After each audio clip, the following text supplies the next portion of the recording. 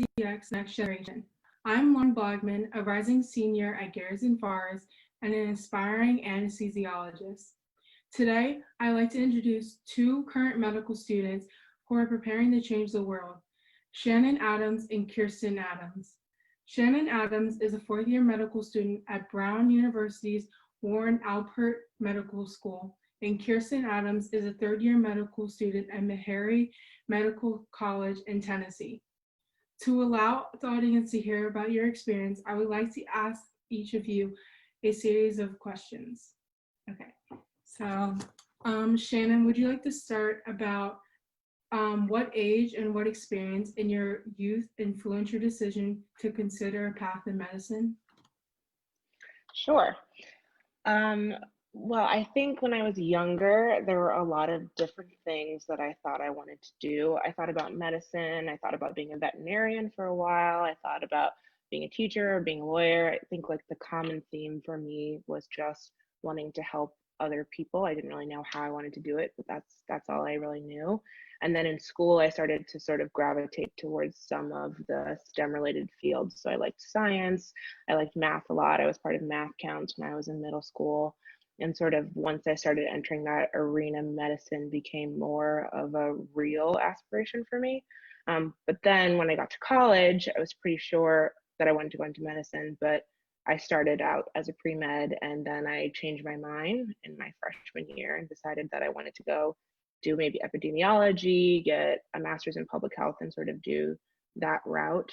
But then I had some experiences in college working with patients, seeing people in the healthcare setting where I realized that the change that I wanted to make was actually as a clinician providing for patients. So it's been sort of roundabout in some ways and sort of more direct in others, but it wasn't really until the end of college that I knew that medicine is what I wanted to do for sure. Kirsten? Hi, thanks for having me. So, I grew up dancing. I did lots of ballet, modern, contemporary, and jazz. So for a while there, growing up, I actually thought I would be a professional dancer, but it wasn't until in fifth grade, I was 11 years old. My favorite science teacher and one of my favorite teachers to this day, his name is Mr. Little. He opened my eyes to the world of science. And so for me, it was around that time where I knew I wanted to do something with science. So from then on into middle school, I knew I wanted to go into medicine. I actually was able to work in a pediatrician's office. So that exposure definitely allowed me to know that, yes, medicine is where I would absolutely like to be, but it all started with my love for science. And as for the career path specifically that I'm taking and how I want to use medicine in my life, that really shaped in undergrad.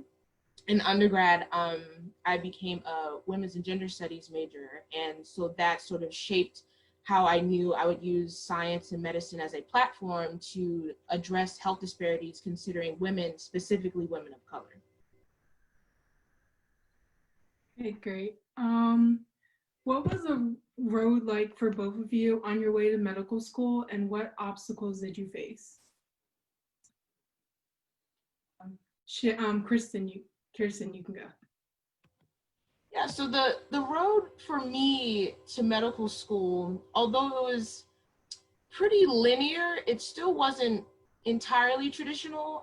Traditionally, you'll have a student that maybe will go, from undergrad and straight into medical school, but I didn't do that. So I, was a biology major, but I also majored in women's and gender studies.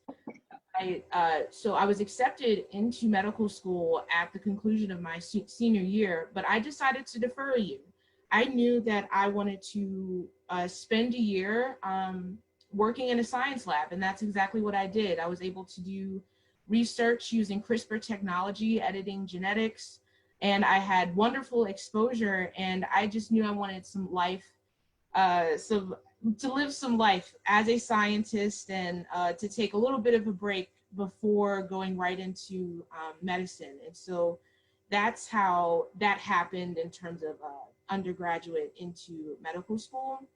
But other than that, even before then, I always tried to get into scientific things. Like I was in the chemathon team in high school, and I was able to spend a couple weeks in the lab in high school and things like that. So I did sort of start earlier, but I did take that gap year. Shannon? Yeah, so similar to Kirsten, I had sort of a not traditional path. I also took a year off after college, but I did it to complete a post-bac program. So like I said, when I was a freshman, I went into college and I was pre-med, and then I sort of changed my mind during that first year.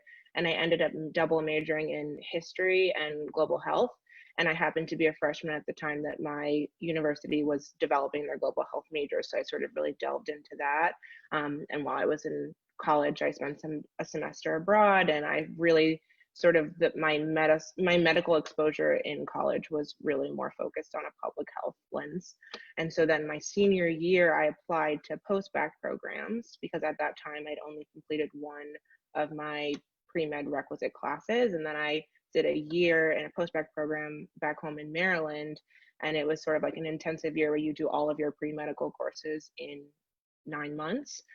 So I did all of that then, and then applied to medical school from there. So all of my time in college was more focused on global health, social studies, history, content, and I didn't do any of the traditional pre-med classes while I was in college, which is actually, I found to be really nice. I got to spend some time doing other things that I love to do, and I'm really happy that that's the route that I took.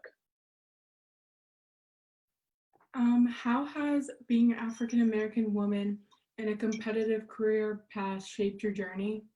Shannon, you can go. That's such a heavy question.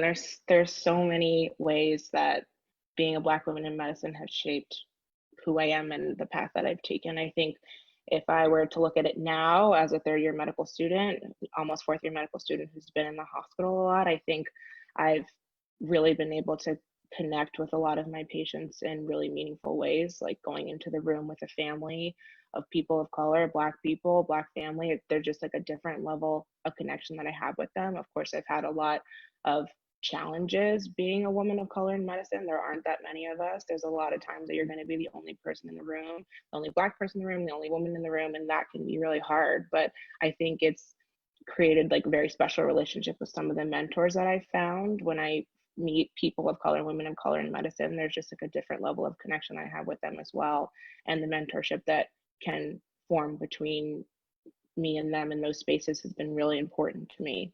But I've really felt empowered as a woman of color in these medical spaces, and being able to sort of like use what my experience is and what I've known to take care of my patients and understand them in a different way.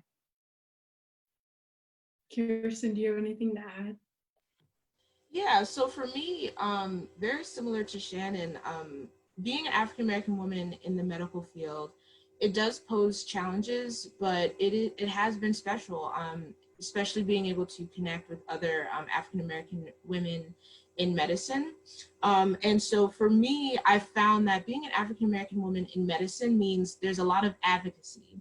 There's advocacy for yourself as an African American woman physician or African American woman future physician, making sure that your colleagues are culturally competent and things like that. But there's also quite a bit of advocacy for your patients. If you're going to be a patient for, someone who's Black, someone who's a woman, someone of a vulnerable community, you're going to do a lot of advocating for them. And because you're African American woman, you have a unique perspective. You have a unique background and understanding and cultural competency. So there's definitely a lot of advocacy. And for me, I attend one of 3 HBCU medical schools in the nation.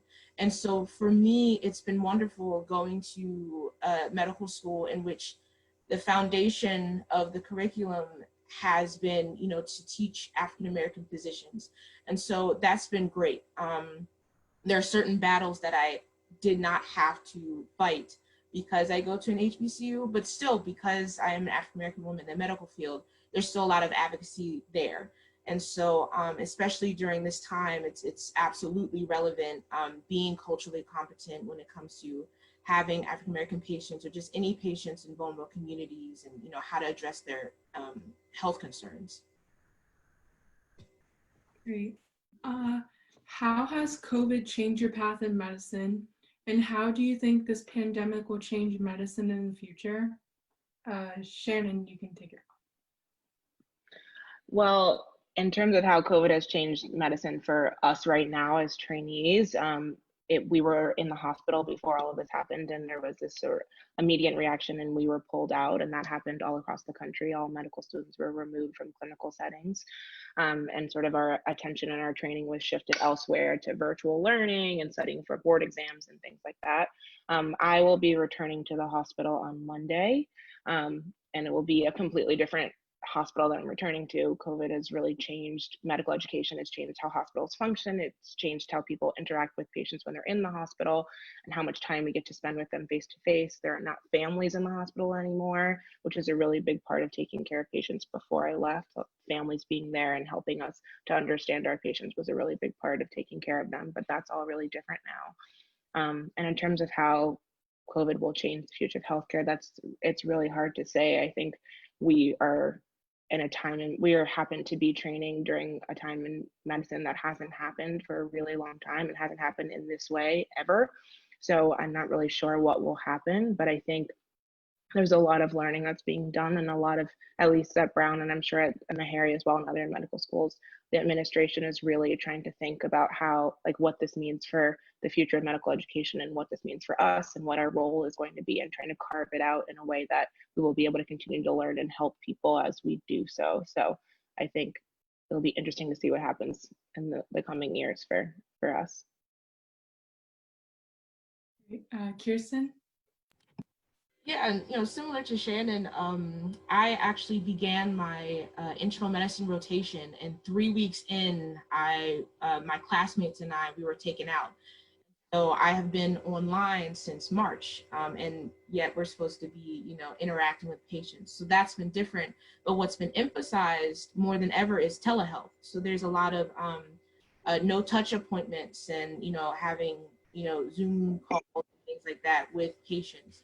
And so I think that's going to change the structure of how high quality medicine will be given. A lot more emphasis in telehealth and things like that.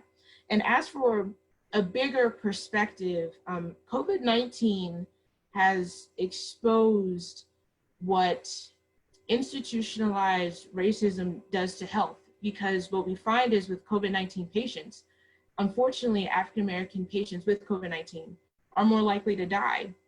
And it's really unfortunate, and that's a direct result of institutionalized racism. So I think COVID-19 exposing that will allow for more of an emphasis on how, at least a public health standpoint, how can we address these issues in these vulnerable populations? How can we address population health and things like that? And so I think COVID-19 has certainly changed. It's had a devastating impact on communities, but I think in the future, we will be better because we will learn from it and hopefully have addressed vulnerable communities' health in a much better way. I think that's a really great point. Thanks for adding that. What advice would you give middle school and high school students hoping to pursue the medical field, Kirsten? Yeah, so my advice is, well, first of all, you all have the gift of time. So, use this time to, if you find that there is something that you absolutely love, go ahead and pursue it. Like I mentioned before, I grew up dancing. When I was in undergrad, I majored in women's and gender studies. If you love something, go ahead and continue to pursue it, because that'll make you a better doctor. It doesn't have to be a linear, everything must be science and I have to go straight into medical school. No, just, pursue absolutely what you love. You'll become a much more well-rounded doctor. So you have the gift of time, go ahead and use it. And also, your generation is unique because you are currently in the middle of a big social and political movement. And so, I remember when Black Lives Matter started, for me, I was a first year in undergrad. And so there's a lot of, trying to focus on getting into medicine while also focusing on the world around me. And so definitely take care of your mental health and notice what's going on around you. But yeah, focus on doing the things that you love, and learn from what's going on around you, but try to stay focused as well. Shannon? I echo everything that Kirsten said. And then I would add two things. So, one is that this is at times a very challenging field to have chosen. I mean, I've failed classes in high school, I failed a class in college, like all along the route to get to medicine. And when you come up against those challenges, it can feel really easy to just say, like, oh, well, I must not be good at science. I'm not good at this. Maybe I should choose something else. And I've had that conversation with my mom, with my dad, at times along this journey where I just thought, well, like, I guess this maybe isn't what I'm supposed to do. And just remembering that it's okay to falter, it's okay to fail at something, it's okay to have a really hard time getting through a class or trying to apply to college or to medical school and get in. It happens to a lot of people. And just because you have sort of like trouble getting to that next step, that doesn't mean it's not the career path for you. It's okay to struggle to do it. Everybody does. And even if they don't share it, everyone has a hard time getting to this end goal. So it's okay. And to feel proud of yourself for making it each step of the way.